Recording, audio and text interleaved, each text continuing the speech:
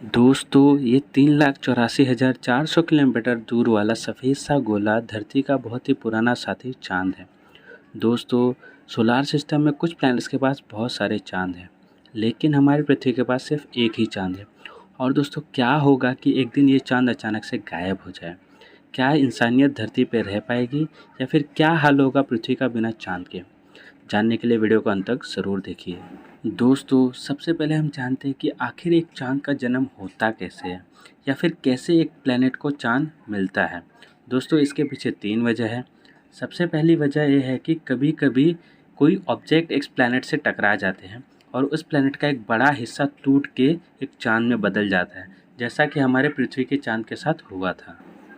और दूसरी वजह यह है कि दोस्तों कभी-कभी कोई ऑब्जेक्ट किसी प्लैनेट के नज़दीक से गुज़र रहा होता है, लेकिन वो ग्रह उस ऑब्जेक्ट को अपनी ग्रेविटी की चपेट में ले लेता है और वो ऑब्जेक्ट उस ग्रह को ऑर्बिट करने लगता है। तीसरी और आखिरी वजह एग्रीगेशन डिस्क द्वारा भी चाँद बनते हैं। दोस्तों अक्सर आपने देखा होगा कि सैटर्न, नेपच्यून, यूरेनस और जुपिटर के रिंग होते हैं। ये बेसिकली बर्फ़, मिट्टी और पत्थर के पार्टिकल होते हैं जो इस प्लैनेट को ऑर्बिट कर रहे होते हैं। कुछ समय बाद इनमें मैटर और ग्रेविटी की वजह से आपस में ओएलएस यानी संगठित होने लगते हैं और एक आकार लेते हैं जिससे ये एक चाँद बन जाते हैं। दोस्तों यही चीज़ एक्सप्लेन करती है कि आखिर इन गैस जाइंट प्लैनेट के पास इतने चाँद कैसे हैं। तो दोस्तों ये थी बात चाँद बनने की। अब हम जानेंगे कि क्या होगा अगर पृथ्वी का चाँद गायब हो जाए। दोस्तों सबसे पहली चीज़, रात काफ़ी अंधेरी होगी। दूसरी चीज़ दोस्तों, चाँद के ना होने की वजह से पृथ्वी पे एक दिन 24 घंटे के बजाय 6 से 12 घंटों का ही होगा। जैसे आज के समय में एक साल में 365 दिन होते हैं, अगर ये चाँद ना हो तो वो लगभग 1000 दिन से भी ज़्यादा होने लगेंगे। ऐसा इसलिए होता है कि चाँद के ग्रेविटी की वजह से पृथ्वी की अपनी चक्कर लगाने की गति धीमी हो जाती है और काफ़ी समय गुजरने पर दिनों में घंटों का फ़र्क आ जाता है। इसके अलावा चाँद ना होने पर टाइड यानी समुद्र ज्वार में भी बहुत फ़र्क आएगा। हाई टाइड और लो टाइड में 1/3 का डिफरेंस आ जाएगा।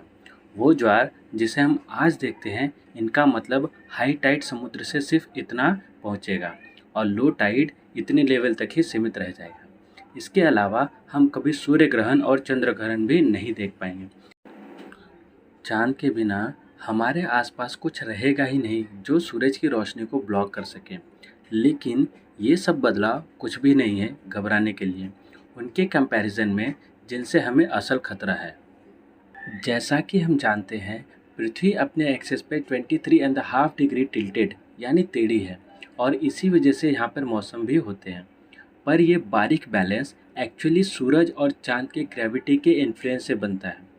अगर चाँद को निकाल दिया जाए तो हम सबसे शक्तिशाली पृथ्वी को स्थिर रखने वाले बल को भी निकाल देंगे और फिर ये बारीक बैलेंस बिगड़ जाएगा और फिर बस सूरज की ग्रेविटी का प्रभाव ही हम पे बचेगा और जिससे पृथ्वी चारों बाजू हिलने लगेगी, जिससे मौसम पर बहुत बुरा प्रभाव पड़ेगा। ठंड का मौसम, बारिश का मौसम और गर्मी का मौसम नहीं रहेगा। सब कुछ पलक झपकते ही तेज़ी से गुजर जाएगा। हर कुछ घंटों में तापमान ऊपर नीचे होता रहेगा। दोपहर का तापमान 50 डिग्री सेल्सियस तक हो जाएगा और रात का तापमान -20 डिग्री सेल्सियस तक हो जाएगा। और ये बदलाव हम इंसानों और अन्य प्राणियों को मजबूर कर देगा अब तक के सबसे बड़े नेचुरल सिलेक्शन की प्रक्रिया में भाग लेने के लिए, जहाँ सिर्फ वही जीव जीवित रह पाएगा जो ऐसी परिस्थिति में खुद को ढाल पाएगा। वैज्ञानिक कहते हैं कि ये बदलाव ज़्यादातर प्रजातियों को ख़त्म कर देगा, लेकिन शायद हम इंसान अपने आप को बचा सकें क्योंकि इंसान आज काफ़ी आधुनिक हो गया है। लेकिन अगर चाँद शुरुआत से पृथ्वी का साथी नहीं होता तो फिर क्या बात सेम होती है? बिल्कुल नहीं। हम यहाँ शायद होते ही नहीं। पृथ्वी का वातावरण ऐसा बन ही नहीं पाता कि जीवमंडल उत्पन्न हो पाए।